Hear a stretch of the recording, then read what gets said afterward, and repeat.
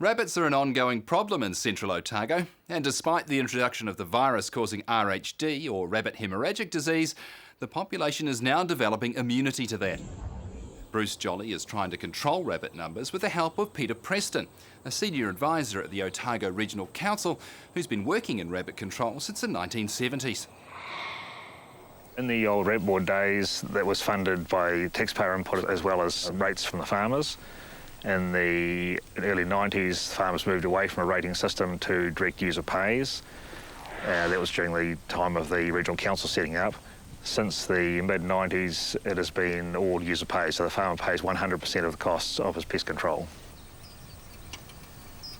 On our most rabbit-prone country, it's still proving, even with rabbit fencing, to be difficult to do the secondary control after the poison operation and keep the numbers down. It's the numbers still, when the ideal breeding conditions are right, they're still getting away on us.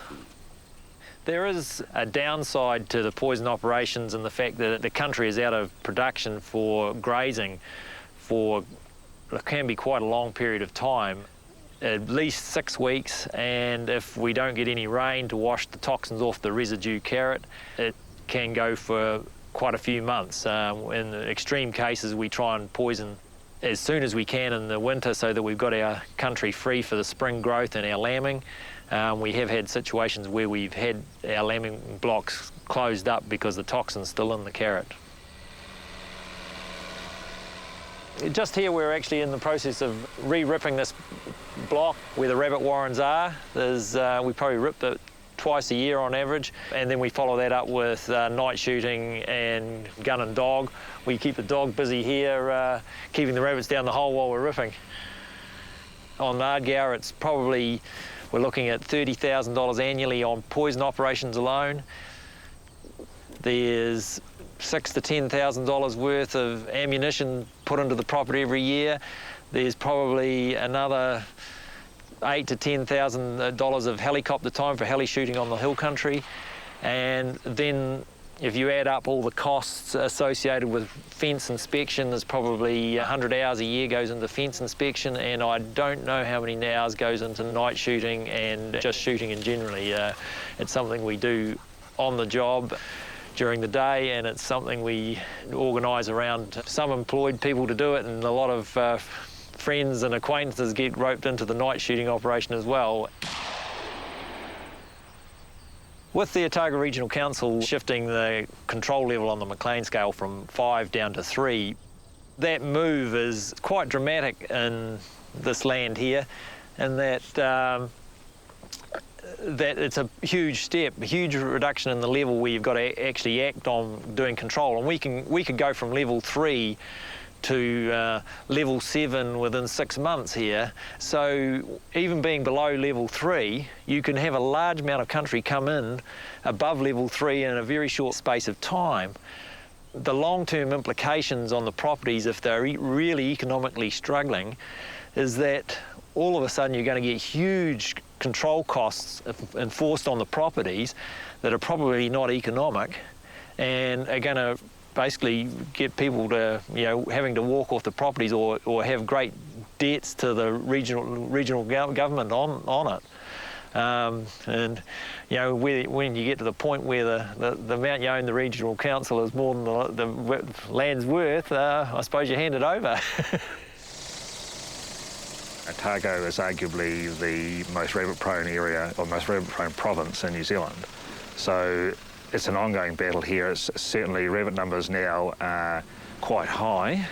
Post-RHD, they certainly had a big hit with RHD. They had a very good result, and they had very low populations. Since then, rabbits have continued to increase, mainly due to increasing resistance to RHD. And the situation now is we have some quite heavy pockets of rabbits. Over the period from 97 through to today, we have found increasing levels of resistance to the point now where we have over 60% of the rabbits on average resistant to RHD, and individual properties that we do monitor have resistance levels above 70%.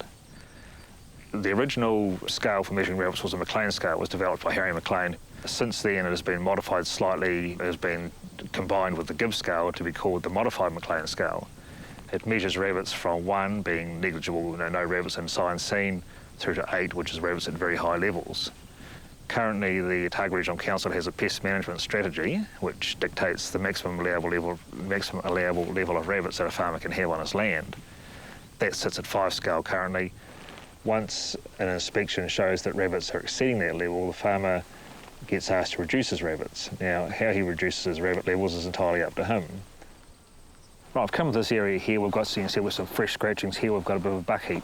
I'm looking further down this way here, we've got more scattered pellets, we've got buck heaps within 2 or 3 paces of each other, and as you can see in the hill behind us, we've got a number of active burrows and warrens forming. So this area here on the modified McLean scale is 6 scale. That's getting to fairly high levels. This guy is going to carry out control work this winter. Aerial poisoning is the best tool we have in this type of country here, which is large-scale, open, pastoral-run country. But like I say, it's a combination of methods of aerial poisoning plus ground poisoning plus helicopter shooting plus night shooting plus fumigation and fencing. It's got to be a combination of the lot. But rabbit fencing is worth its weight in gold, it really is. Under the Rabbit Land Management Program, which was a government subsidy run from the 89 to the mid-90s, the properties that were involved in that program were supplied with netting. The farmers put it up at their own cost, but it's given us some good boundaries to work to.